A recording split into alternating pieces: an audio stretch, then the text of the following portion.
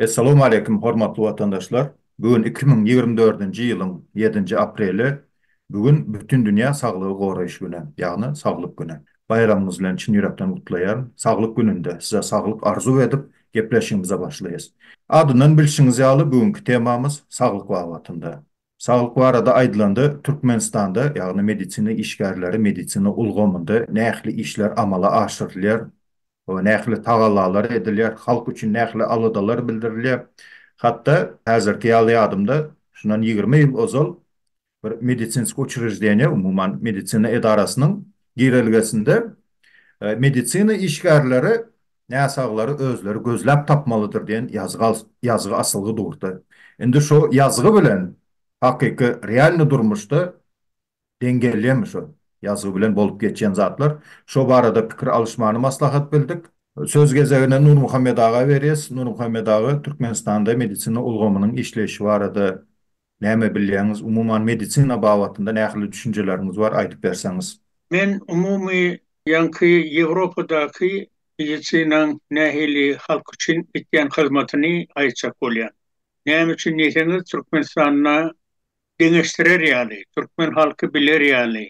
Nähili demokratik döwletlerini medisina gurnul. Meselem maşgala sanyna aylyk günlügi minimalnydan ýokaram bolsa, ýöne orta derejä ýetmeýän bolsa, şoňa doly hemme medisina hyzmatlaryny, ýöne doktory barmak, operasiýa edilmeli bolsa operasiýa etmek, hemme dermanlar, hemmesi muht. Ýylla bir gezek bir formular doldurýan, umumy ýagdaýyň ütgedimi, maşgala ýagdaýyň finans meselesi ütgedimi, galan dady onuň gelin dogamyna hisat gerekler. Men özüm diňe gözüme 2 ýylyň içinde 5 operasiýa geçirdim. Ondan öň ýene gaty bir seriozny bir operasiýa boldy, şimdi bir opukul boldy. Onu seriozny bir özüm spiýdiň birinji etapy, başlaýyş etapyna bildiler, aýyrdylar. Ondan soň 7-8 ýyl geçdi, hiç bir neme ziýany ýok. Ondan öň katarakta boldy. Onu operasiýa etdiler 2 gözmede. Diýany hemmesi muhtun. Özüm ýylyň dogamalyna saňa medisina tarapyndan näçe hyzmat edilipdir, şonu ýazgy hökümini umumy edilen çykdyjyny ondan saňa informasiýa hökümini berýär. Ol jemläp görseň, ýa-ni operasiýada bolan günlerini sanasaň, müňlerçe ýewro bolup çykdy. Şoň hemmesinden döwlet özü öz başyny özüne alýar, özüne kabul etýär, özü töli. Saňa bir köpük diýen ýetiren. Ine sivilizowany döwletlerde bolýan. Onu belki bizim ýollaşylarymyz bilmeýän bolmagy mümkin diýmegem mümkin. Ýöne o ýalňyş. Gurbanuly Berdimuhammedow saglyk ministri edip Niýazow bellerine az wagt geçip geçmäke, hani sen git öwren Türkiýede, Izrail'le, Germaniýada medisina nähili gurnulypdyr. Medisina nähili gurnulypdyr. Farmaseutika nähili işleýär. Strahowka nähili, medisina strahowka nähili gurnulypdyr. Şo nähili işleýär. Şo zatlary öwrenip gelip diýerler. Türkiýe gelenne doğru men onu bile aýlanyp bilmezem. Näme üçin diýseňiz, o döwürde vice-premierleriň biri bardy. Ýol Gurban Murazow, men Ýol Gurban Murazow bile bolmaly boldum. Gurbanuly bilenem. Men kömüşdeşarym Sowetniň bolmaly boldy. O da soň gurrun berdi, aýlapdyr Türkiýeň balniçalaryna derman çykarýan fabriklaryna nähili gurnulyny, strahowka nähili Türkiýede işleýänni, medisinski strahowka. Ýöne Izrail'e bile gittik. Izrail'de de bile aýlandyk bir topur balniçalara nähili şo hyzmat edilýänni, nähili operasiýa edilýänni o zatlary gördi. O ýüzden şo ýerde bir balniçada öň Türkmenistana işläp giden bir doktora gabat geldik. Onu men öňüm aşawatda da tanýadym. Salam edip salamlaşdyk. Nähili ýagdaýlar diýsem, ýagdaýlar herwetde ýöne dilini öwrenmek ýaman kyn. Berden ýöne başga ýerde gidämesem ondan soň eşitdim Amerikaga gidipdir. Ýöne kapitalyna bir professor bardy. O da asistent hökümine professoryň kapitalyny. Şo onuň baha berdi ýa-ni bizim doktorymyza. Gaty başarjak doktor diýär. O bilýär diýär medisiny. Ýöne gynsaňam dilini bilenok, şoň üçin klientler bilen Pasiyentler bilen neme gurlaşy bilmän soň kim aňa kömekçi kömünde işläbilýär diýip. Ýogsa muň diýe başarýan zatlar gaty güýçli doktor diýip baha berdi. Görýäňiz şo döwürdäki bizim doktorlarymyz Izrailde uly baha berilýär. Ýöne şondan soň men onu Germaniýa uğratdym. Özüm Türkiýe'ye gidip geldim. Germaniýada da onu şo döwürde ilçi ýokdy, ýöne oň ýerine ýetirýär diýen Soветник başlary Nikol Çağrışanýady. Şol aýlapdyr görkezipdir Germaniýanyň hemme şo sistemalaryny öwrenipdir. Ha görýäňizmi 3 tane şu L'Oreal döwletde öwrenseňiz, görensoň, öwrenenden soň oňa bir gowur sapak bolaýmaly bolýan. Ýöne gynansaňam o gören zatlaryny çat ýatdan çykarypdyr. Näme üçin diýseňiz, Türkmenistanyňky türkmen keselliň ýagdaýyny, aýlyk günlügini deňeşdirip, o zatlaryň hemmesi aýlanan ýurtlaryna görkezilýärdi, aýdylýardy. Aýlygy pes adamlara hili hyzmat edilýär. Aýlygy orta hasapda, ýokary hasapda, ýokary aýlyklarda bulan hemmesini çeýnep diýenýäli gurrun berip aýtýardylar. Ýöne şümýäli bu zatlardan netije gynansaňam çykarmanlar Gurban uly. Özüm stomatologum bolsa o da bir medisinaň bir hukdogy. Umumy ýagdaýym Türkmenistanyň nähili görmejek bolsalarym ol hukman ýetäýmelem, göräýmelem. Şoň üçin şo agyr ýagdaýdaky aýlyk günlükleri pes adamlaryň ýa işini ýitip işsiz galan maşgalara bir ütgüç hyzmat edilmeli ahyryn bolýan. Gynansaňam o da ýok. Ýöne Türkmenistanyň ýagdaýynam arkadaşlar elkeýinleşer aýdar. Edine ýanky Berdi Muhammed Qurban ulyň gelen wagtam däl, eýleki wagtlarym Türkiýanyň doktorlary bilen görüşýärdim men. Olar diýýärdi, "Siziň doktorlaryňyz diýe gaty güýçlü. Ýöne olaň seni enjamlary, medisina barawdunlary pes. Umumy siziň keselhanalaryňyz gaty pes nemede derejede şu Türkiýanyň balnitsalary siziň doktorlaryň elinde bolan bolsa, olaň diýe gaty uly netijeler gazanarlardy" diýip Türk doktorlary bizim doktorlarymyza şolar ýaly baha berýärdi. Şo döwürde. Ýöne häzir gynansaňam eşdilýär. Medisinadaky okyan muallimliň neme derejede pes. Umumy okyan medisina institutyny okyan studentleriň ilim alyşy pes derejede. Şoň üçin olar nähili doktor bolup ýetişýänini, nähili kesel adamlara hyzmat etýänlerini olar häzir öňleşler aýdyrlar. Ine men aýtjak bolýan maşy. Köp sağ olun Nur Muhammed ağa. Şeýle bir söz var vatandaşlar. İl saglygy yurt baýlygy diýip. Köp adamlar baýlyk diýende pulu düşünýär, oga dollar ýa maşyn, öý, köp adamyna 5 çağan bar, 6 çağan bar, menden baý adam ýok diýip. Umumyň saglygy baýlyk bilen deňeşdirende Türkmenistan nähili baý derejede diýen soraw ýüze çykmagy mümkin. Ekranyňyzda görýäňiz, bir ýaşa ýetmedik çağı ölüminiň statistikasyna seretsek, her 1000 sany doğulan çağadan Türkmenistanda 41 sanysy ýok bolýar. Edil Türkmenistanyň deň hatarda duran döwletleri ünsü berseňiz, Ruanda, Uganda, Myanma, ýagny Günorta Afrika döwletleriniň ýurtlary bilen deň hatarda Türkmenistan dur.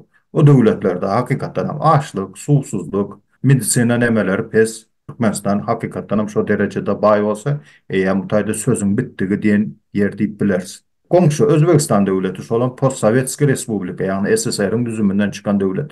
Bir ýylda 1000 sanda oglan çağadan 14 sany ýok bolýar. Özbekistanda. Emma Türkmenistanda 41-42 sany. Ünsü berseňiz watandaşlar, bu 2021-nji ýylyň statistikasy 2022-2023-nki entek ýok.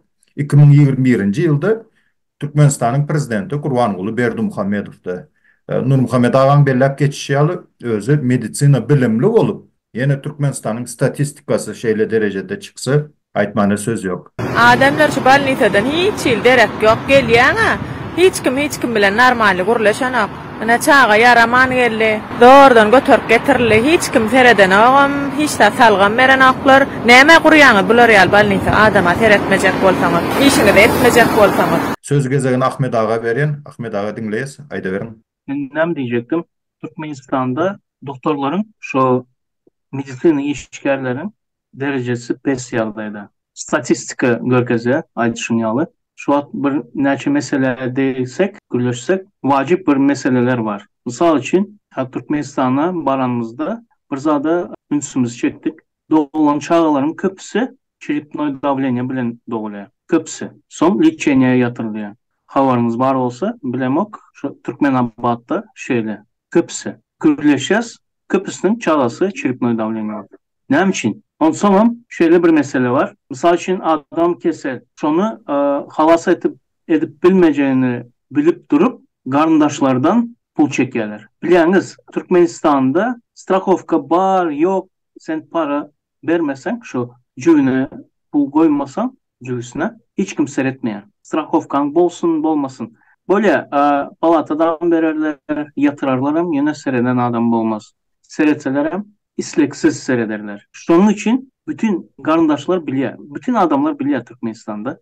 Eğer de hastanı, balnitsaya yatırdın mı pulundan vermeli, şu doktorların önünden geçmeli. Dine doktorların hem de medistraların hem hemesinin hem. Bu olmasa yakınına seyretmeyeler. Ondan sonra şu medisini işgerleri şunu azat ediyorlar. Hastanı halas edip bilmeyeceğini bilseler hem şu pulu alıyorlar, dermanlarından aldırıyorlar, son halas etmeyeler. Karındaşları olsa borç bağrına, karz bağrına batıyor. Şuna kendi meseleleri biliyoruz. Bir hakiki yani bir meselenin gürleşen şu var. Bir neçe yıl ön bir kızcağız 4. etajdan yıkılıyor. Reanimasiya alıyorlar. O kızcağızı halas edip bilmeyenini biliyorlar doktorlar. Şunda da kardeşlerinin veren pulunu alıyorlar. Spisik gımmat bahalı dermanların spisini yazıyorlar. Onlar karzlara girip o dermanları alıyorlar. Son kızcağızı halas edip bilmeyenler. Kardeşleri olsa şundan son karzlara giriyorlar. Karzların üzerler, kıynanıyorlar. Şunda kardeşlerinin bir ayda. Olamır animasyada işlerken. Aydan bolsanız diye ben aydardım size. Bu derseniz hem kurt halas edip bolmayandığını aydardım diye. Yani şu doktorlar aytmayan. Şunyan meseleler hasken. Özem bir gezek liçeni alan hökman ikinci, üçüncü gezegen liçeniyle sebebi köplenç dolu derecede hakiki profesyonel prosedura edip bilmeyenler doktorlar. Şunun için gaytadan şu bir mesele bilen banitsa yatmalı oluyorlar. Meselem hazır kaysı Türkmenistanlı öz yakın kardeşini inanıp banitsa eltip şu arkayın yüreği bilen şunu kömür edip belirler deyip fikir ediyor. Mesela men ondan fikir edip bilmeyen. Ayçak zatlarım şu. Köp sağ olun Sağ Ahmet olun. abi. Yine beylek vilayetlerde bilemek, ben öz yaşan şehrim, yine Türkmenabat şehrinde biliyorsunuz Gökbazar'da ayak üstünde şu dermançılar derman satıp verendir. Şu var gerekli derman alaymalı. Sonra yüze çıkıyor. Ama o derman satyanların öyünde özünün çasına laboratoriyası var mı derman yasar ya? Yok. Şoların eline derman nereden geliyor? Ne, men özüm bir neçe yesek şayat oldum. Misal için öyde özüm ya başka biri prosta o temperatur dedip skor çağıranda da skorda tiz kömekte gelen vraçın birinci sorayan sonra şprisiniz var mı deyip sorayan. Indi käbir hocalıklarda bolýar, o käbirlerde yok. Eger bar bolsa, senin elindäki şprits alıp ukol etdi, nemede atçotda şu bir şprits eýem şonuň nemesine, o peýdasyna. Şu ýerde mysal üçin bir ukol ursa atçotda 2-3 ukol nemetdi eýem şol atçotda gitdi. Mysal üçin Saparov Atamrat Balinoy o şoňa uruldy 3 ukol diýil aslında bir ukol urulýar. Ýani 2 ukol gitdi bazara. Yani şonuň hasabyna bazarda dermanlar peyda oluyor. Bu dine skorenin nemesinde. Ondan başka balinsan içinde de o nazначенияda nemede suotka nemeler nemedilmeye. Şonun asavını o bazara bar ya. Şu dermanlar yeni özümüz satın alıp yine şoların eline eltip beriyes. O bize liçeniye verildi. Bu bir ulgan. İkinci nemeden sereden de korrupsiya. Egzamini alanda şu birden prezident gelse neme gelende önünde Tanse Deryalı, Qoşqay Deryalı kızların bir oğdanlığına da seyredip alıyorlar eken. Bilimi olmasa da hatta bir reklamlı video var eken deyip isklüçeni ediliyor diye 3-4 neme şon ladına. Ondan başka da korrupsiya bilen kellesinde o şığırdı olmasa da kakasının ecesinin cüvüsünde pulu var mı? O alınıyor. Ondan sonra çareden çara katnadılıyor. Vatandaşlar erkek gün biz öz canımızı, çağalarımızın canını şolara inanmalı. Ertir bir gün şoların operasiya stoluna yatmalı biz. Zatka bilen diplom alanların nemesine. Ine medisina ulgamı şeylerak ýagdaýda aýtsak aýda bermeli gattyken nemeleri ýoş dowam eder. Söz gezegini Meryem gelinece berýän. Meryem gelinece aýda berin, dinleýäs. Assalamu alaikum hemmeciklerinize. Hemmenizin hem yetip gel oturan Ramazan bayramlarınızı çin yürekten Türkmen halkımı ve şu arkadaşlar hepsinizi çin yürekten kutlayman. Yine misal için bize Rus dövründe atam ağır kesel oldu. Her gün bir mesistra gelip atamı gör gitetti. Sağlığına Rus dövründe. Sağlığını gör gitetti. Bir gezek atamın adından biri arza yazıptı. Mena hiç kim gelip karam dedi. Şu vakt barlak geldi. İki tane hatın geldi. Siz dedi arza yazıpsız siz kesele kendiniz dedi. Size dedi nime mesistralar gelmeyeken dedi. Atam aytı hayır dedi. Mesistralar gel oturan sonra bu poçurt meni poçurdum emas edi. Menin açık zadım şurada. Rus dövründe sağlık birinci öňde duratdy. Hazırki dövründe sağlık degen zat yok. Ine menin düýenemin oğlu inde 3 senedir balnisada yatar. Beçenin kanaka keseli varlığını bilen yoklar. Bilen yoklar beçenin keselini. Enesi burada işliydi, küçükte işliydi, pulunlarga dönder oturupdu. Beçe hazır yemi diyemde oturupdular. Hiç kim bilmedi. Beçenin kanaka kesel varlığını bilmedi. Meni öz nevremle aydın. Doğuldu, elinde, küçük barmağında gangre dimdi şoň tekezat boldu. 2 aylık beçege iğne yapmadan elini kesipdiler. 2 aylık çağanı. Bundan soň Türkmenistan'da medisina bar dep aydı bilemiz mi? Türkmenistan'da medisina kutardı. Prezidentimiz Berdi Muhammedow özü doktor olsa da halka hiç hili peydası olmadı. Indi vatandaşlar, Türkmenistan'da internetin gaty pesligi, yokluğu da medisinada ören täsirini bildirýär. Men özümden misal alsam, rus dilinde aýdanda производственный travma, ýagny iş ýerinde alınan şikes. Dyrnagym, barmagym eriňlerde, bir gün agrady zat etdi. Men şu internete yazdım, YouTube'a yazdım. Bir näçe videolar çıktı. Ayna hamir neme dip yapsaň beýle, on ýaly derman etseň beýle, narodny sredstva diýdi. Şu hocalık neme şertlerinde şoň ýaly mümkinçiliklerden peýdalanmana halkymızda internetin yapıklığı zararlı şu tarapdan hem mümkinçilik yok vatandaşlar. Internetin hem yokluğu gönden göne sağlık bilen bagly bolup durýar. Şu internet üçün göreşdik diýeningizde misal üçün bir ugurda şonuň içinde sağlygam içine alýar diýip arkaýyn pikir edip bilersiňiz. Söz gezegen Ahmet ağa berýän. Ahmet ağa aýda berin. Ondan ýene bir meseleni birleşdirdim. Sovet Soýuzyna Meryem Apa'da aydık geçti. Doğrudan doktorlar güçlüdür. İşini bilýärler. Misal için Sovet Soýuzy yıkılandan soň täze uçskowyňyz bardy. Rus milletinde bolan uçskowyňyz familiýasy Popowaty. Детский врач, uçskowy wraç gelýärdi. Doğrudan ham meselenin nämedigini çözüp lečeniýasyny aýdýardy. Hiç yani gınçılık çekmedi adamlar. Ondan son näçe uçskowy ütkedi, çalışıp durdu. Hiç bilem önkü uçskowymyzça işlep bilmedi. Soň näme boldy? Biziň raýonyň adamlary şu Popowany üýünde tapıp mesele çıkanda gidip üýüne konsultasiýa alýardylar. Kredi görün. Näme derejede professionalizmi düşüpdir doktorlaryň. Ondan soň şu ýene bir mesele diýjek bolýan. Sağlyk gürleşýäs. Demek diňe ýurdun içindäki Türkmenistanlylary däldi, ýurdun daşyndaky Türkmenistanlylary da gürleşmeli. Onuň üçin näme diýjek bolýan?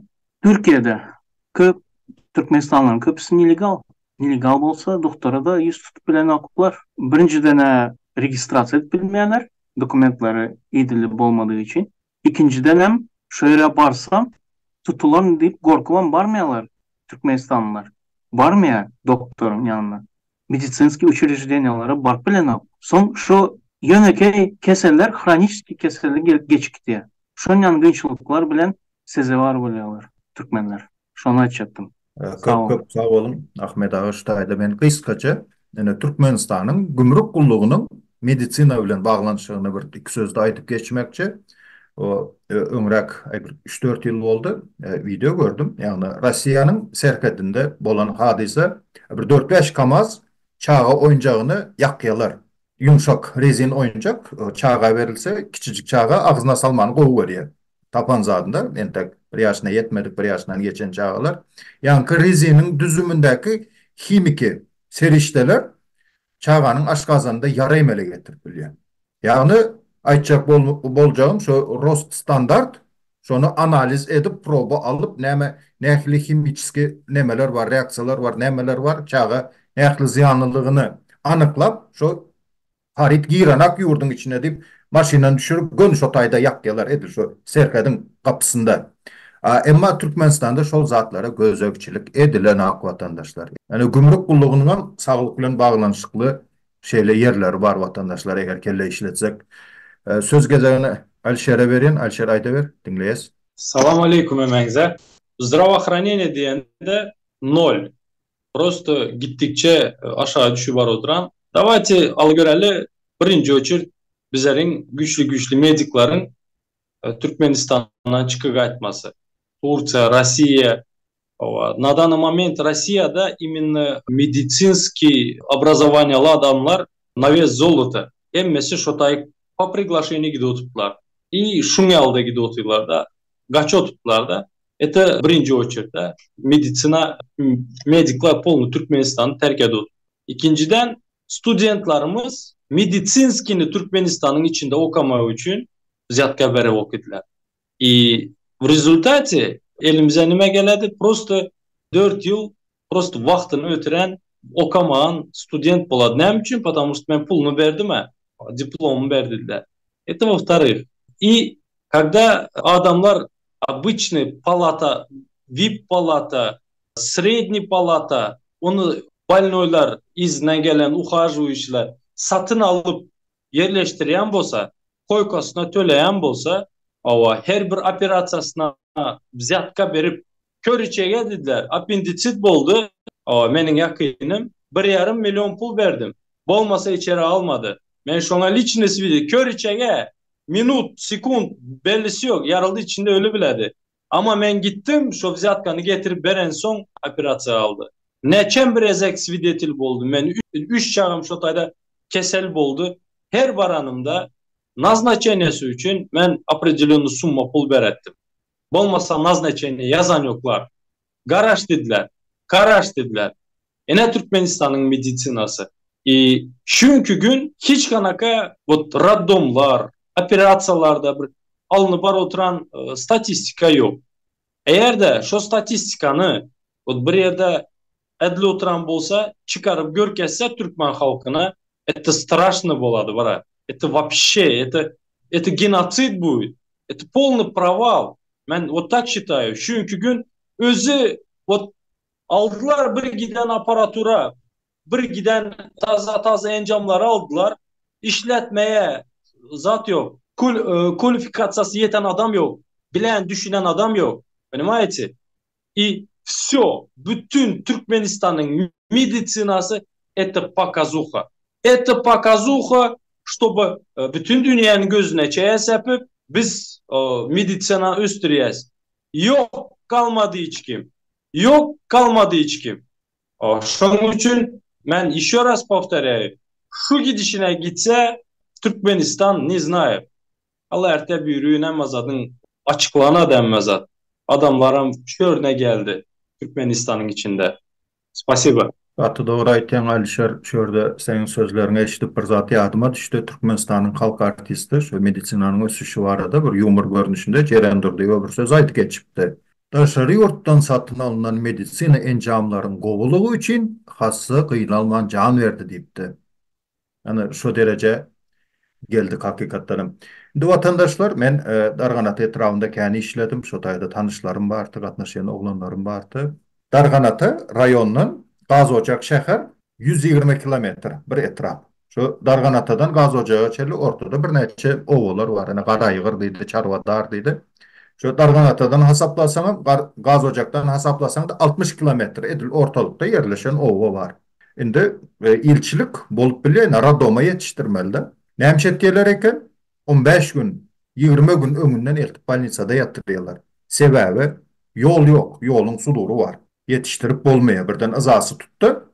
O yetiştirip bolana sluçlar oldu diye kan gitme olup zaten yok olan sluçlar oldu. Şondan halkın yüreği alınan ömünden eltip yatırıyorlar. Hükümetin günahsı şu yerlerde balnitsa yok. Şonun için sen gelip yatırsın, sen muhtiyat diyen neme yok. Hükümet yok. Koykan için tölemeli. İyi karışıp yatmalı, zan tutyanca. Indi fikir edin, 60 kilometre iznan azık taşımalı. Adamsımı kaynarım şu düşen gelinin misal için. Ol bir rasxot. İkinciden, koyka tölemeli. Şunyalı yağdaylar oluyor diye koridorda yatıyorlar diye. Koridorda eýem kravat gutorup diye raskladuşko bilyen. Näme raskladuşkanız? Koridora şolary goýup diye şolarda yatıp günne garaşýarlar diye. Başka alaç yok diye. Şunyalı ýagdaýda ýaşaýas diye. Ine bu da Türkmenistanyň bir medisinasynyň ösüşleriniň bir faktlary bu da. Atamurat ne mi diyecektim? Hani 60 kilometre diye ama 60 kilometre yetiştirmek var. Birem doğacak bol oturan ayalı böktürüp gitmek var. Maşında böktürüp gidip yolda doğaymasa o etip olmuyor ya. O öyle çıdamaz. Şonun için wagtlaryň eltip nemetdiler 10 gün 15 gün öňünden eltip ýatyrýarlar. Şu çağı dogurlança o şu töle oturmaly. Soň ýene bir neme eşitdim äri wagty gelende o zatlar anyklarys. Görüp otursak ene Rusçalawaýdan da kesiri we siçeni diýe. Ýagny operasiýa edilip kesilip alynan neme doguldurulan çağı. Şu nemesinde diýe iş hasawatynda ene kesiri bilen enanam çağanam halas etdi diýende aýlygyna kapoýta bir aklat prosent goşulýar eken. İsehel neme oldu? Kesmeli deyip dur diye. Ona trak taşlasan diye kestirmen 9 lira şunu zat deyip o eline seret diye. Umuman şon ýaly hadisalarym bolýar medisina ulgamynda vatandaşlar. Alişer söz sorayım. Alişer dinleýäs. Şun ýalaydan mende Lebap vilayatynyň Çarjowda da Lebap vilayatynyň Türkmenabad etrafında uç punktda haly büyüneçe eksploatasiýada men bilmem 50-nji ýylda kurulanmy, 40-njy ýylda kurulan balnitsa haly büyüne eksploatasiýa. Bütün dünya, men hazır Turçada rentgene barasan, rentgena snimat edediler. Через компьютер просто bilgisi aktarladı, передаваться dedi. Senin ucu врачың öňünde, monitorunda senin nerin döyük, nerinde nime var, современный zatta snimat ediledi, rentgen ediledi. Türkmenistan şu gün именно şu uç punkt halı şu güneçe Pulonchity, это Советский Союзда, это древний dinozavrların dövründe kullanılan Pulonchity, ona pul veresen, plonkası için ayrı bir pul veresen, ava o çıra durup kasa atölyesen, snimka ettirediler, vraça görkezesen, vraç bir yerde hissat görünen yok dedi, повторно gidip sen şunu düşesen, понимаете? Не то что расходы bir yana koy. Ayağın döyük bolsa, ayağın döyük bolsa, elin döyük bolsa 3 ezegem gidesen. 3-nji etaja çıkasan, извиняюсь, 1-nji etaja düşesen. 3-nji etaja çıkasan, 1-nji etaja düşesen. Понимаете? Yine bizlerin Türkmen medisina. O bir. İkinciden bizlerde operasyaya girme için обязательно vizyatka beresen. Eğer de vermesen, ben yana aittim. Apenditsit bilen bardık. Apenditsit bilen baranda vizatkanı vermeden içeriye almadılar. O yan bir yana narkoz veren adama оказывается ona yan pul vermeli bilesler mi? O это вообще отдельная тема o adamlar. Они святые такие, понимаете? Потому что o yandırı biledir on adam şu. Şona yan pul veresen. Yankı vraça kança veren bolsan bir kat üstünü ona veresen. Yine Türkmenistan'ın medisinası. Son beçeye gelende men kızım vraç yanlış назначение verdi. Reaksiya verdi. Detski областноyda. Reanimasiya almalı dedi vraç. Men 20 dolar manat bilen almadı. 20 dolar pul verip men kızımı reanimasiya aldırdım. Dördüncüde beçe reaksiya ver oturan yok gırt alı bilme yer yok dedi. 20 dolar verdim yer tapıldı. Lesler mi? Her gün geçlik reanimasyonlu da Bahar mikrorayonda yine şu Detski областной var Çarjowda. Her gün akşam kızım 8 gün yattı. 8 gün urjunna ertiber ettim. Özeyem dine lüle kebap kımmat naharları pişirtirip ben ertirettim. Lesler mi? Her gün darını naliçi pul alıp men eşiğinde karavul boldum. Karavul bolup yattım. İşe gitmedim. Şu anda sakkal basıp şu anda yattım ben. Я никогда не забуду. Yine Türkmenistan'ın medisinası. Erte bir gün şu gidişine gitse bizlerde tebipler başladı. O bir vakti vardı ya 40. 30. yıllarda tebiplere gidettiler. Ene şu dereceye var oturtmaz. Adamlar, vraçlar işten çıkardılardan öyünde tebipçiliğe de oturttular. Öyünde liçeyine berediler. Öyünde okul uğradılar. İnenime evde oturan. Sovetski instrumentlar, sovetski panete, sovetski zatta kette o kartıçını zatta yürettiler alı. Kartıçkan gitti desek so. Senin historien yok. Sana kaysı ukol olur biledi. Senin alergiyen var mı ukola yok mu? Bilmediler. Понимаете? Taran kıçkırladılar. 2024 yıl halı bizlere Türkmenistan'a internet ulgamı, bilgisayar ne şu kompüter sistema gelmedi. Halı büyüneçe kartış sistemada işlep vereptiler. Neçen bir adamın kartışkaları yitip neçen bir adam alergik ölü gidenler var. Ben lişini svidetil şu zatlara. Yine Türkmenistan'ın meditsinası. Sağ ol Alşer aydan görünlerin için. Hatta men bir adam bilen görünleşemde şuňal bir hadisanın şaýady oldum diye. Vraç nazначение veriyor. 3 ýaşyndaky çağa ýa-ni şuňal Detsk oblastnoy больницада ýatyr. Indi назначениýany vraç veriyor, ukolları medsestralary etmeli. Внутримышечне, ýagny ete urulmaly ukolu damara urýar. Çağı böweri kale reaksiýa bermem jan berýär. Bul nämenin netijesi? Ýene gaýdyp gelesi, ýa korrupsiýa. Pul tölendi, demek diplomum var, diplom alýanmen. Çäreden çäre gatnamaly, okuwa gidende de moda görkezmelene ýakalyk köýnegi mene menim spoçkam ýene bir zadym. Owa, ertirki günem özümüz jan saglygymyzy ynanmaly, çağalarymyzyň jan saglygyny ynanmaly. Salam vatandaşlar. Meňem aýtjak zatlam ýene-de obadan başlap Aşgabatda ýeten bir wakasyny gurrun bermek isleýän. Ýani Alişer biraz aýdyp geçdi, şo ýalňyş diýagnozdan başlaýyn. Hatda şeýle gurrun beren kakam pahyrda bolup geçen zatlar. Obada bir kiçijik üskülükden başlaýa hastalygy, bir üskülükden başlaýa olan bir tomsoň ortalary bolansaň pikirde ay soğuk su içýän bolyn angina malandyr şonun üskürýänlerini zat diýip gezýe bir üskürügi geçen ok soň obada edil baryp soraýjagy ýa-da analiz tapşyrjagy bir kiçijik klinikalar ýa-da neme bolmansaň etraba gidýär. Etrapda bir analiz tapşyrýar, zat etýär. Etrapdaky wraçlarym tuberkuloz diýerler. Öýkön keseli.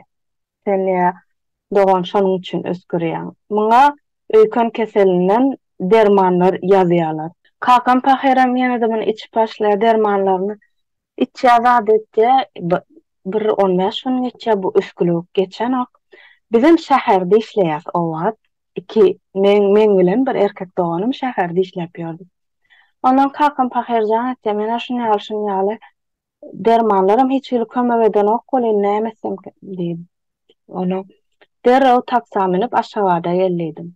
Menim öýkön kesel diýilen soň Aşgabatdaky ýokanç keseller hastahanasyna gitdim muny göni täzeden analiz tapşyraýyn diýip. Onuň ordan o taýda nemetdik registrasiýadan geçdik adetdik 3-4 ýere analiz tapşyrmana girmeli. Göni birinji girem gapymyzda dogan sen näme üçin geldiň bärik diýdiler bize. Bizem şuňaly öýkön kesel bilen keselläpdir diýip etrapdan şuňaly derman därileri içdi. Şu wagta çenem üskülügi geçen ok. Şoň üçin biz täzeden analiz tapşyralyk bärik geldik diýdik. Sizin ýeriňiz bäri del onkologiýa gidin diýdiler. Göni birinji gapyda. Menim üstümden gaýnap suw bilen ýalak boldy. Kakam pahyrada hiç dat diýmedim. Men başga balnisa uğradýarlar biz dedim, bäri dedim bir ksan analiz tapşyryp bilemiz ok dedim. Ondan onkologiýa gitdim. Bu gurrunlara gelýänçem onkologiýa ýetýänçem eýem sizem aýdyp geçdiňiz. Her gapydan giremize 5 manat, 10 manat analiz alýanyň jüsüne 50 manat ýa-da şokoladçyk, kofejik, ojak, bujak bu zatlara eýem elementarny zatlar bolansaň men täzeden aýdyp geçmäýin. Neme täzeden ýatladyk geçmäýiň bir manysy ýok. Bu zatlar eýem neme awtomatiki bolup geçýän zatlar. Onu onkologiýa baramysaň mene-de bir 10-15 tane analiz tapşyrmalydylar. Menem ýene bir 8 gapa girip çykdym. Hersiniň jüsüne şo wagtlar bir 50 manatdan zatdan pul goýdym. 3-5 oçro durýas ýöne kakam pahyraýam halsy bolup başlansaň gapysyny kakıp pasportynyň içinde eýem pulu goýup ucunu görkedenimden bez oçuralýanlaram boldy. Ýöne 8 gapa gelýänçem 8 gapyň 8dem şol pulu aldylar. 9-njy otağa gelip analizini nemetmäne bir ýaşylyrak orta ýaly ekeni. Şu wagt bir üstünden 10 ýylda geçen soň gaty ýadyma düşenek atlary, familiýalary ýöne bir wraçyň ady hiç haçanam ýadymdan çykmaýar. Häzir birazdan geljek otak. Onuň pasportyny uzatdym. Sağ bolun, birinciden sağ bolun diýdim, biz oçur alanyňyz üçin diýdim. Olam "Нет, спасибо" zat nemetdi, "Не благодарите" zat diýdi. Onu pasport bilen nemelerini, назначенияларını uzattım bolin. "Bu näme?" diýdi. İçindäki pulu görüp. Menem "Ay size belki" diýdim, "bir çay, kofe içersiňiz" diýdim ol. "Ýok, men muny almaýan" diýdi. Menem "Näme üçin alyň, men ak ýüregimden berýän" diýdim ol. Şeýle diýdi, "Näme bir zat beresiň gelýän bolsa, minnetdarlyk bildiresiň gelýän bolsa, häle näde aşaryk çykyp bilmän otur, maňa bir stakanjyk çay getiräý" diýdi.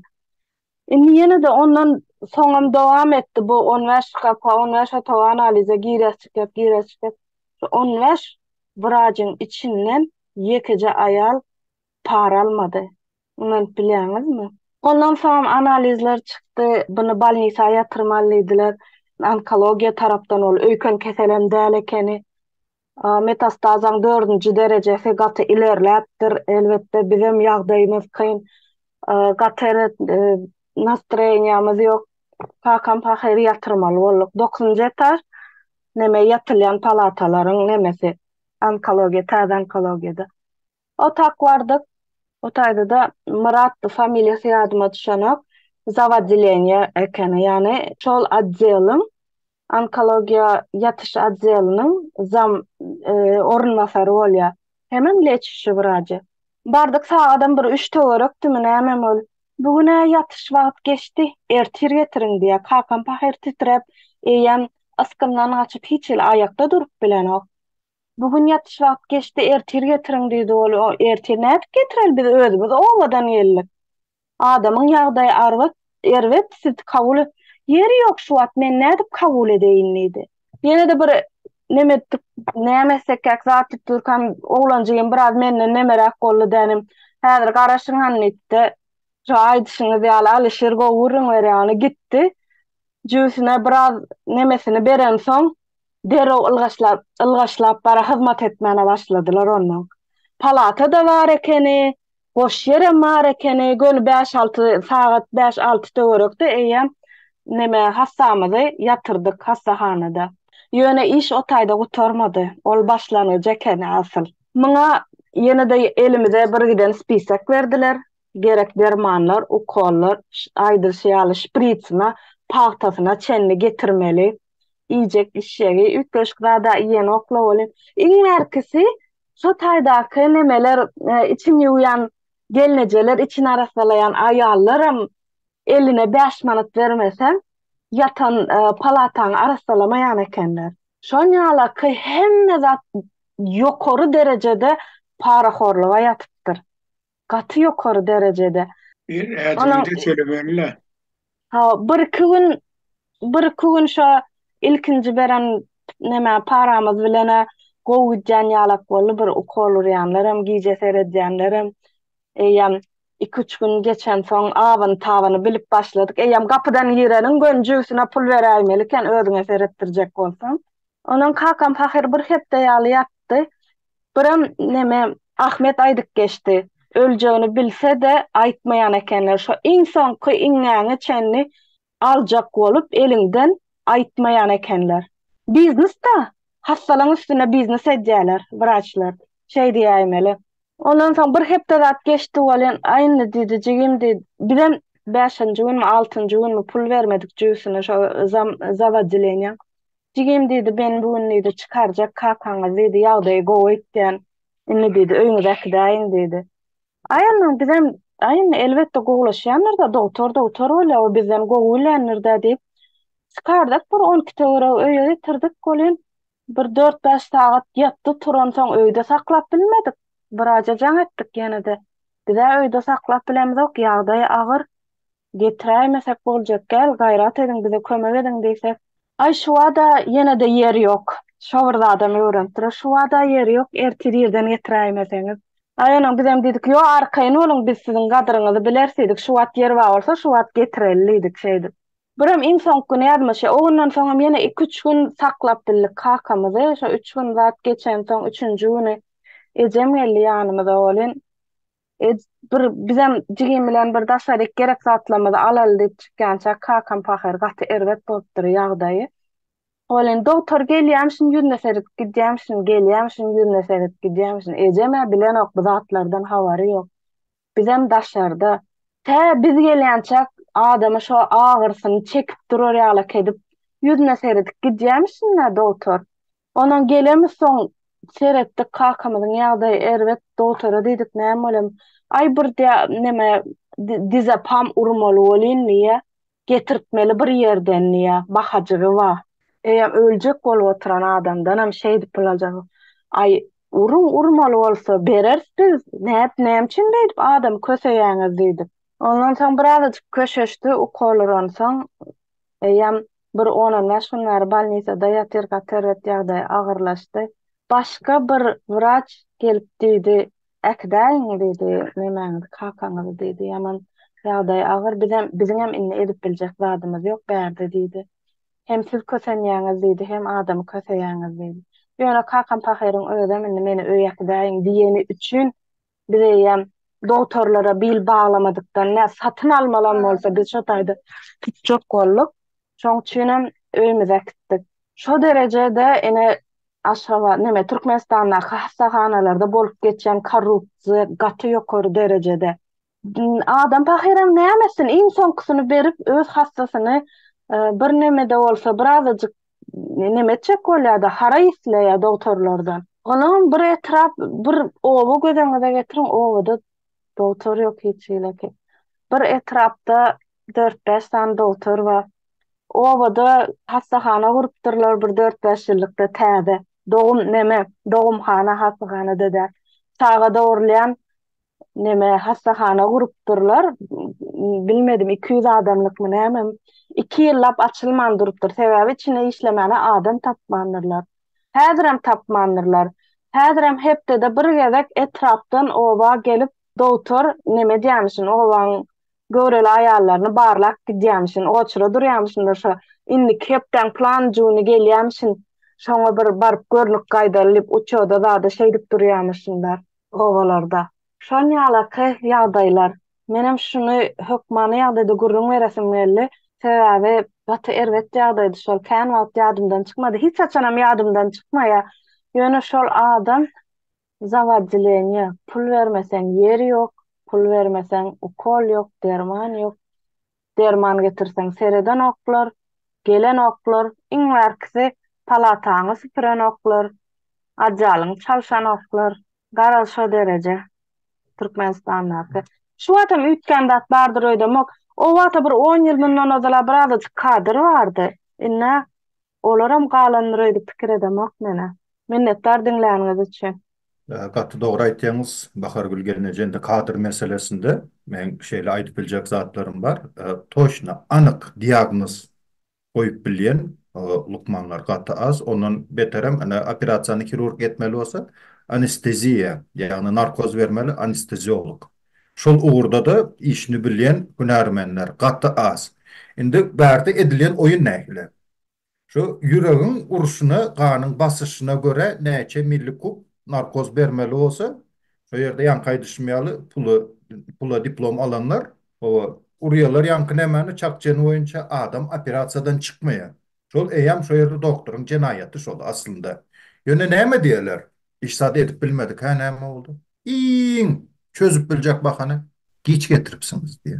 Irak getiräýmeli ekeniňiz diýe. Boyuna almaýar biz şoňa ýalňyş näme kup liçni näme liçni ziyatysy bilen narkozy kän urduk şondan açylyp bilmedi diýip boyuna almaýarlar. Giç getiripsiňiz diýe. Irak getiräýmeli ekeniňiz diýe.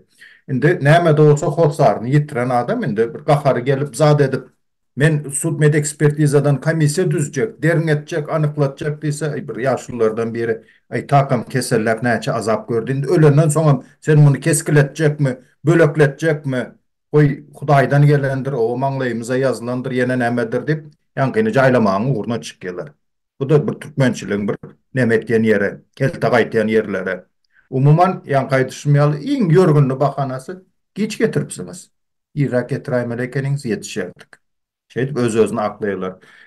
Вы очень такие печальные истории рассказывали, но я хотел бы остановиться на вопросе, где корень вот этих всех бед туркменского народа. Где-то с 1993 года пошла политика уничтожения социальных программ. Ниязов просто не хотел расходовать финансовые ресурсы с бюджета на такие социальные программы, как образование, пенсии, здравоохранение и культуру.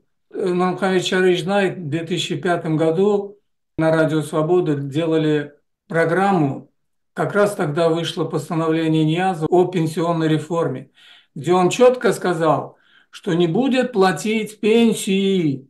За всеми пенсионерами должны ухаживать их родственники. Только вот благодаря волне, то, что мы подняли, о том, что Ниязов отказывается выплачивать пенсии пенсионерам, только после этого он вынужден был вернуться обратно в пенсионной системе. То, что касается здравоохранения, Нурмухамед Чарыч, когда уже выехал, вот с 1994 года Туркменистан стал переходить на страховую систему здравоохранения. В то же время, для того, чтобы не тратить с бюджета деньги на здравоохранение, Ниязов принял решение практически закрыть все районные больницы. В отдаленных поселках были медпункты, и медпункты он закрыл. С какой целью? Его политика была такая: если человек заболел, что может медврач один в медпункте что-то сделать? Поэтому он должен ехать за 200-150 километров в областную больницу вилаятскую и там смотреть. Вы представьте себе, больной человек должен ехать 150-200 километров. В тот период, когда сокращали районные больницы, когда убирали медпункты в отдаленных поселках, сократили 15 тысяч медсестер. Вы представляете? Это я тоже помню. Да, вот Нурмухамед Чарыч помнит. Это во-первых. Во-вторых, вместо медсестер в больницу привели солдат, которые несли срочную службу. Они выполняли функции медсестер. Вот до такой степени. И все это было в период, когда министром здравоохранения был кто? Наш великий Архадак. Да, вот до такой степени медицина была уничтожена. Я же говорю, вот расходы на здравоохранение урезал. Ниязов взял и возложил все здравоохранение на плечи населения. Сейчас, вот если посмотреть тоже, ничем не лучше. Коррупционная система, когда больные платят сами, она так и осталась и живет и сегодня. Просто безобразие, при том, что мы говорили, что бывший президент наш врач. Вопрос коррупции как раз стал в России здравоохранение. Именно отсюда, когда медицинские учреждения стали лишать финансирования. Поэтому и оттуда пошла вот эта система коррупции.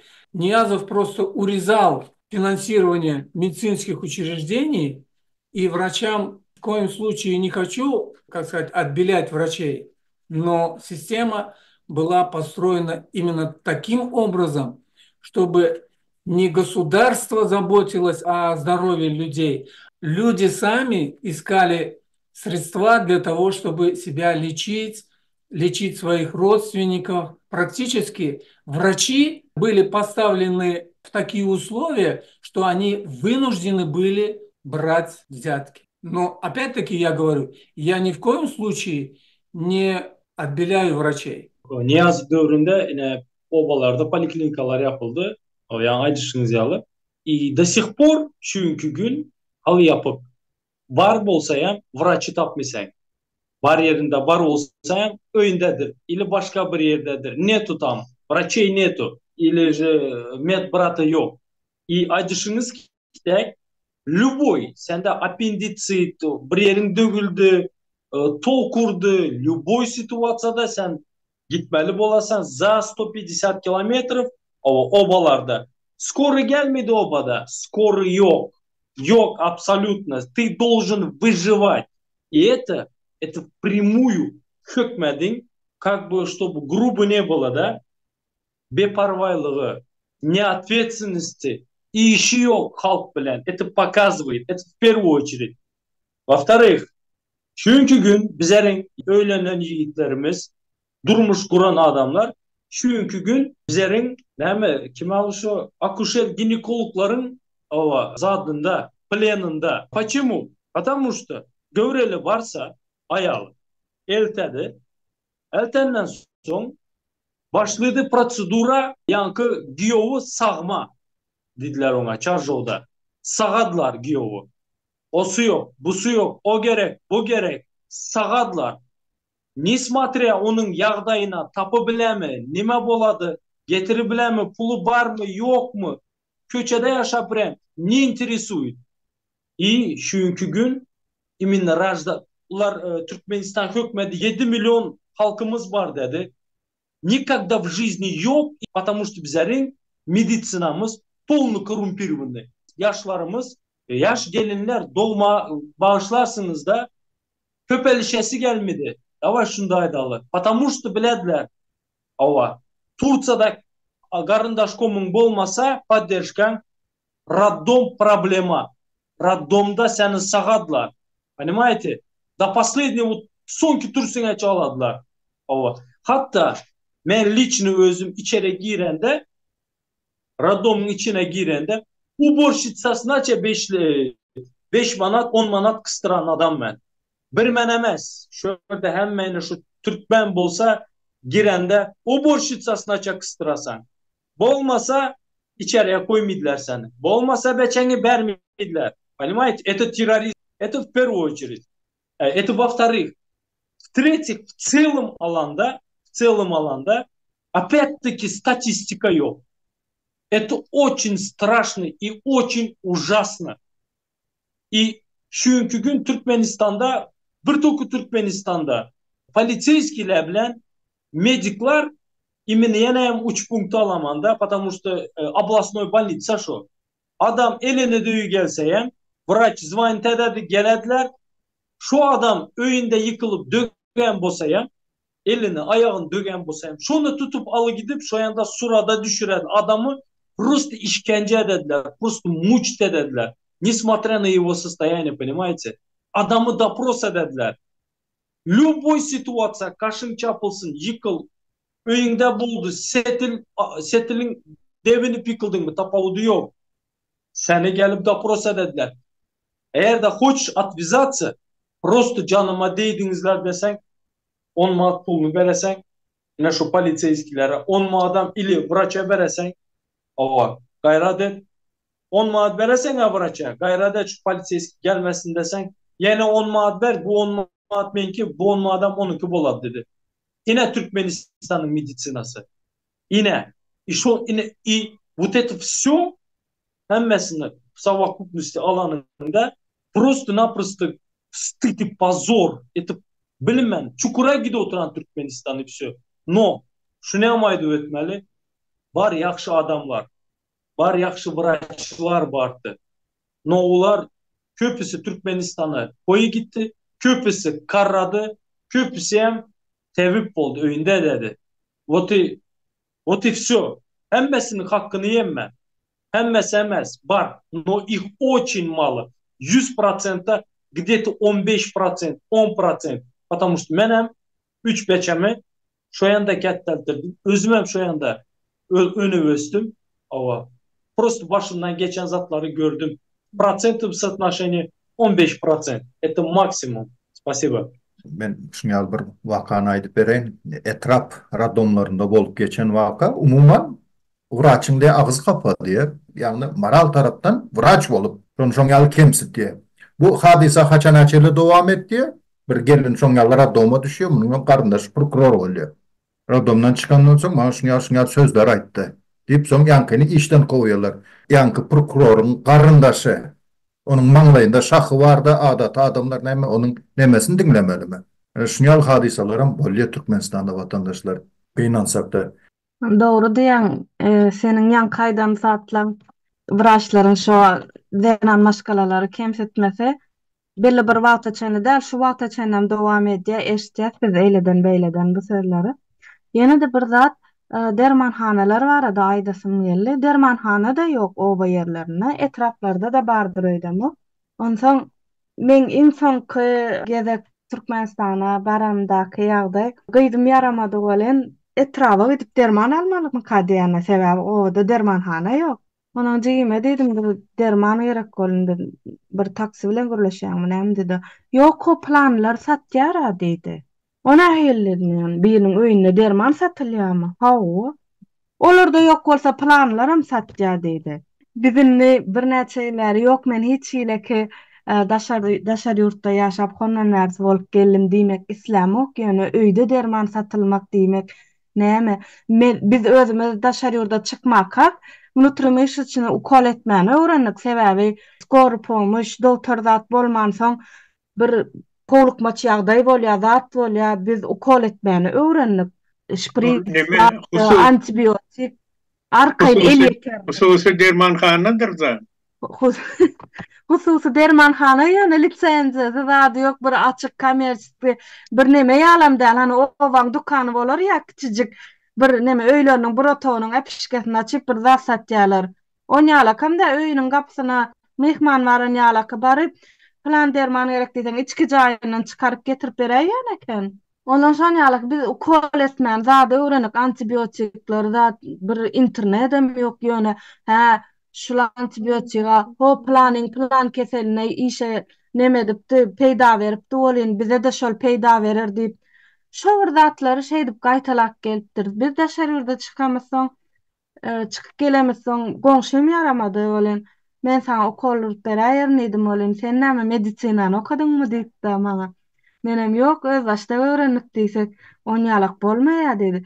Biram daşary ýurduň apteklaryna şpritsem satanoklar.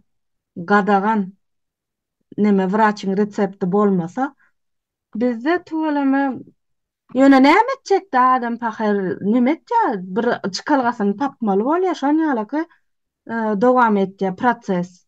Biram şunu aýdyp geçmeyi isledim. Daşar ýurtda şprits reseptler berilmeýändiň sebäbi bar. Narkomanlar ulanmasyn diýdi. Doğru. Näme şu hususy dermanhana ýagny kommersiýa meselesinde gaty dogry belläp geçdiňiz. Köp halatlarda şu elinde derman barmy? Biri mysal üçin kellagry derman ýa başga bir derman şu mümkin bolduğundan harydy geçsin. O senin kellagyňa peýdasy diýjekmi, diýmejekmi, harydy geçsin. Şu taýda bir anekdot ýadyma düşýär. Öňümde bir owada diýe, gaty diýe öz-özüni asýan köpelipdir diýe. Öz-özüni asýa diýe bir näçe sluçylar bolan diýe. Ay bir adamyň o sığırdanmak üçin de yüp gerek bolan diýe. Şu kommersiýa baryp ay yüp satyn alajaktym diýip soraýarmyş. Ýani kommersiýada gama aýtýarmyş. Ay yüpümize gutardy, uksuz alsaň bolan okmaý demişdi. Uksuz içay bolmasa diýip. Diňe sowdasy bolsun onuň. Şoň ýaly ýagdaýlara gawat geles gynansak da. Yine bir vakany aýdyp berjek.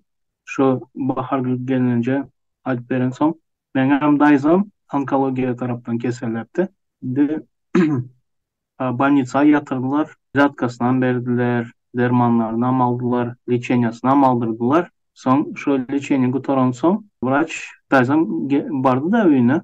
Doktor maňa 30 ýyl garanti berdi diýip beýenip bardy öýüne. Şondan soň bir hepde ýaşamady. Şurada näme diýjek bolam? Türkmenistanda ağır keseller becerilmeýär. Becerilýän ýaly edilýär görnüşde, ýöne becerilmeýär. Şu bizden halk şonuň üçin ýok alýar. Ağır keseller becerilmeýär. Bizlerin halkda bir zat var. Şu doktorun günahsy bilen ýok bolsa da keser, ay ikbaldyr diýip aýdyp geçiberýärler. Ikbaldyr diýerler. Berde daşar ýurtda, Türkiýe bolsun ýa-da başga bir gelişen ýurtlarda suda berýärler. Yanlış lечениýa beren olsa, hasany ýitiren bolsalar. Bizlerde oňan adam ýok. Hiç men duş gelmedim. Şoň üçin aýtjak zadym ağır kesel bilen kesellenler, Türkmenistanlılar şu ölümüne garaşyp oturup bermeli. Lечениýa berselerem idil berip bilmeýärler. Bermeselerem pul tapmasa lечение de alıp bilmeyen yol gidiverirler. Şonu açacaktım. Derman üyden satılıyor diyorsunuz ha. Türkmenabat'ta bazarda satılıyor dermanlar. O hani nemelerin yanında, valютçukların yanında dermancılar var. Ayağı üstünde satıyorlar. Yanına barayan valuta sorayan ya da yanında dermancıdır ya da derman sorayan. Gidip polkalardan bir yerden alıp getiriyor. Alya. Ne sıroğu normal mı?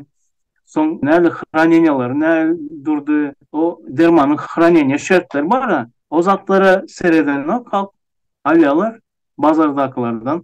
O polkalardan aşağıdan bir paketlerden çıkarıp getirip veriyorlar. Pulunu verenlerin. Şunun yanında atlar. Medisina yok deyip hasap edivermeli Türkmenistan'da. Yok. Benim öz gözümle Pes derecede. şu bazarda, jığılıkta goşlary yere goýadylar. Şoň arasına, gögönüň arasına dermanam ýatyr. Onu näde sakladylar, nerede sakladylar? O käbir dermanlar diňe halajelnikde saklamaly, sowuk ýerde saklamaly.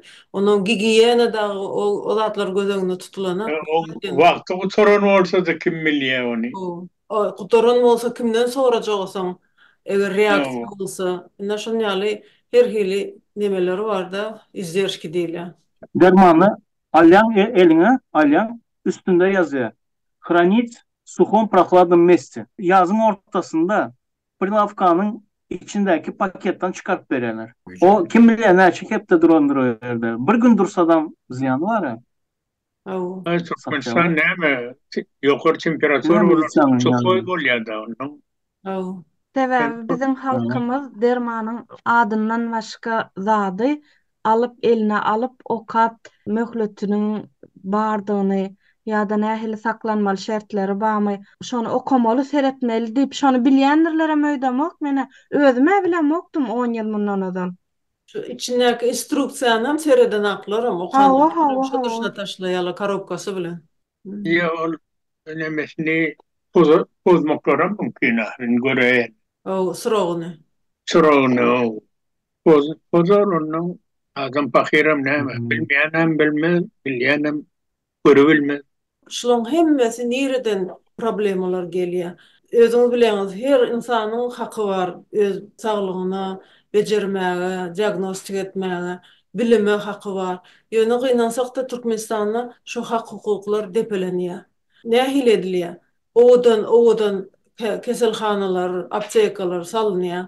O guruluş gidip dur. Ýöne oň bahasy nähili ölçenilýändigini hiç kim barlanak. Duty prosenti diýilýär, duty neme bahalary görkezilýär. Mysal üçin 100 000 bolsunda, 100 000 ýerine 500 000 görkezýärler. Bu ýa bir, ikinji. Edil şo puly ýanky medsestralara, doktorlara bermäni kimin jüsüne gidýänligi belli däl. Ikinji, üçinji näme alynýar? Ýanky balnisalara оборудование alınmaly, maşin zatlar alınmaly. Uji diýilýär, zat diýilýär. On birinciden bahasyny näde alynýan ony izarlanak. İkinciden şonu getiren soňam näçe Nurhayat Çariç sen bilýänsiňiz. Näçe keselhanalarda şu оборудование, şu paketli dur ulanmany.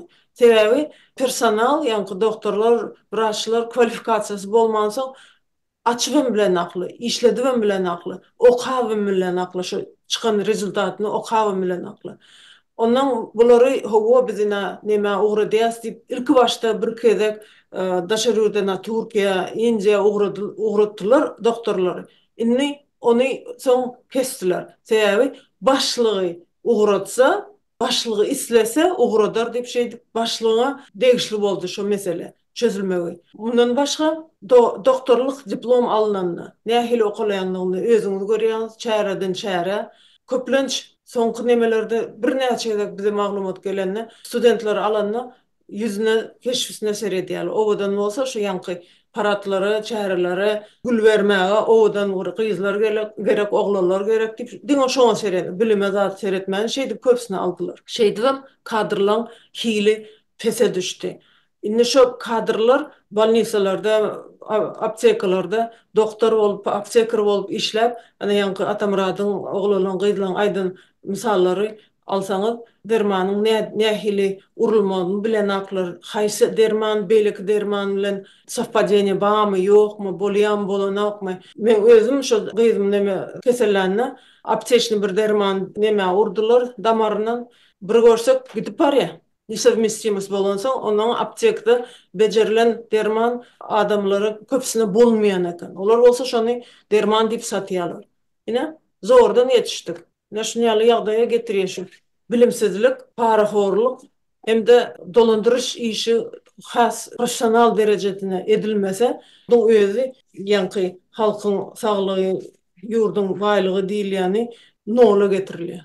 Когда страна переходит в рыночные отношения, так, то рынок сам реагирует на любые действия властей. Допустим, конвертацию свободно не делают, образуется черный рынок валют. В медицине то же самое. Лекарства в аптеках нету, в больницах нету, что образуется черный рынок лекарств.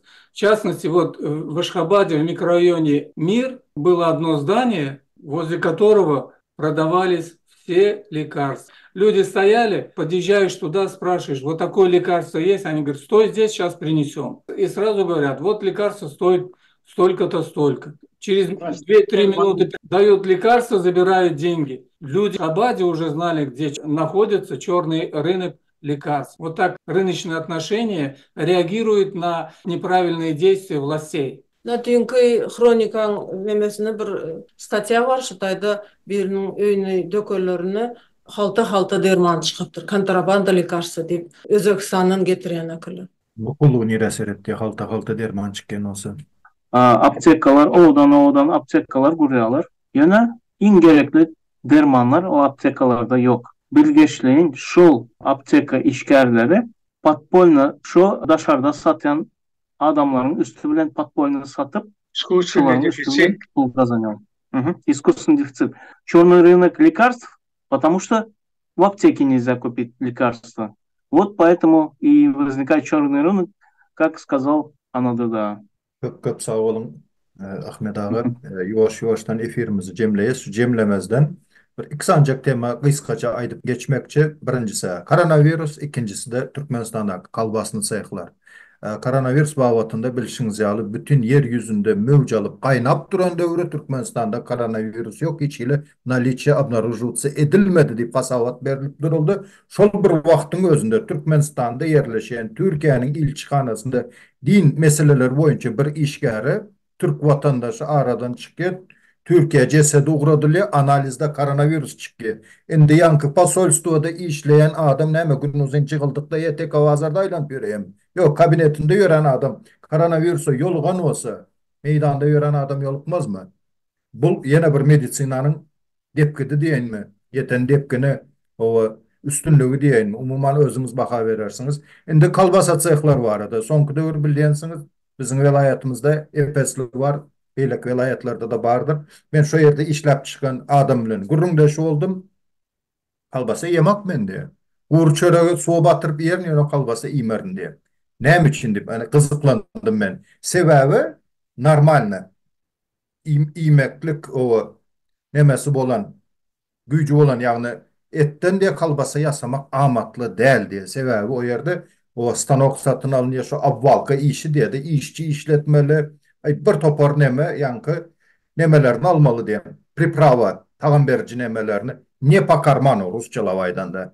Ýagny peýda yok. Eger arası etten kalbasa yasasa o kımmat bakada diye bizim Türkmen halkımıza el yeterli däl diye nählikiyle oňat olsa da surok kodus bilen çıkarılıyor. O kalbasa barbar şu suroga çeli satılmaya diye onu satın alıp biler ýaly halkta grup yok. Yani ýagdaý yok diye. Diňe haram ölen malların hasabyna kalbasyny saýyklar işledilýär. Ýanky mal haýsy hastalyk bilen näme kesel bilen öldü. Şonun kalbasasyny iýen adama näme garaşyp otyr, hiç kimi kızyklandyrmaýar. Gelen barlığım näme sizi barlamayalar mı şoň ýaly nämede o ştrafy zady yok mu basylmaýam dese gelen belada ağzı bilen gelermiş diye. Şu gelen belada kalbasa ýetdiň seni. Yok, Türkmenistanyň ýagdaýy bu. O gelen belada diye ağzı bilen gelýärmiş diye. Şonuň bir ağzı var diye ağzına taşlamalsın. Taşlanylýar diye. İşlewer işin uğruna olsun deyip akbata verdik dedi. Ne? Türkmenistan'ın şu hakikati gizlemek praktikası öňden bäri gelýär. Ýadyňyzda bar bolsa her ýyl malyň ýogalyan wagtlary bolýar. Has köp ýogalyan sanlarym bolýar. Şoň kesel bolansaň şo kesel nämedigini, nirdedigini, näçedigini gizleýärler bu informasiýany. Ondan başga öňler tuberkuloz barady, malariya, siftiya, ondan sarlama, brucelloz şu kesellerim hemişe gizleýärler. Infeksiýonly keselleri hemişe gizleýärler. Indi ýanky koronavirusy agzadyk. Şu koronavirusyň şu öňkü praktikany ulanyp şeýdip koronavirusym hamana ýokmuşyn diýip şeýdip uly ýyly bütün dünýä dezinformasiýa geçirilen praktika görkezildi. Hormatly vatandaşlar, şu videonun aşağındaky hökmany suratda kommentariýa seredim. Ýagny Türkmen Helsinki fondun saytından alınıp şu sylk şu tayda Türkmenistanyň türmelerine degişli olan balniçka diýilýär de il arasında degişli olan hastahanada medisina işgärlerini balno yatan türemşikliğiyle yani tutsak edilen adamları nähili seyredilişi barady. Şu tayda okap bilersiniz, hatta aýylganç maglumatlar var. Şu tayda oturup çıkan adam bilen söhbetdeşlik edilip şondan alınan maglumatlar hökman suratda kommentariýa bölümüne girip seyredin. Biz sylkasyny şu tayda goýarys. Indi ýene bir aýtjak zatym, il saglygy ýurt baýlygy diýen o şygar bardy. Şu tayda grammatически ýalňyş goýberlen diýip biljek bugünkü gürrüňdeşlikden soň ýalňyşlyk nämede? İl saglygy ýurt baýlygy däldi. İli sagmaly ýurdu baýatmaly diýen sözü aýtjak bolan ekenler görüp otursak. Şoň ýaly netije geldim bu gürrüňdeşliklerden soň. Hormatly vatandaşlar, saglygyňyz öz eliňizde. Saglygyňyz üçin görüşiň, hak hukugyňyzy soran, biz hem efirimizi geçirip tutarýarys. Efire gatnaşan vatandaşlarymyza köp sag bolsun, minnetdarlyk.